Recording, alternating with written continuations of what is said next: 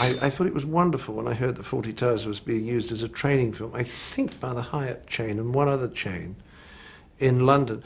But it didn't really surprise me because, you see, we started Fawlty Towers. The first series is 75, and Tony J, Peter Robinson, Michael Pico and I started Video Arts in 72. So I'd already done quite a number of videos about customer relations, selling across the counter, selling services. And I had a pretty good idea by that time of how you really were supposed to treat customers. So it was very simple doing the opposite with Basil. And a lot of the time it was absolutely as simple as that. You knew what the rule was and you broke it.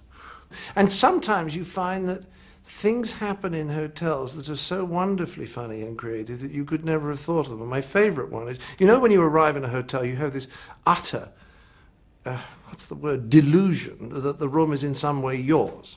Whereas in fact the hotel is full of people who want to get into the room. They want to restock the minibar, they want to pull the curtains, they want to turn down your bed, they want to do...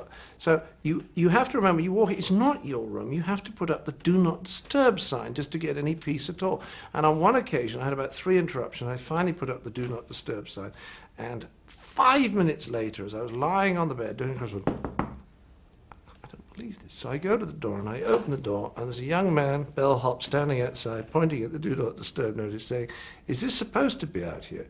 Now you couldn't make that up.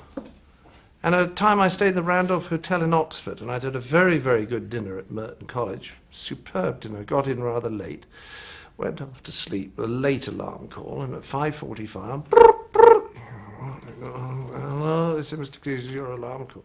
I said, no, it may well be somebody else's. It is not mine. Mine is 8:30, thank you. And you're just in that lovely dropping off. You pick it up and say, just to apologize for waking you up. You know, there's some things you could never invent.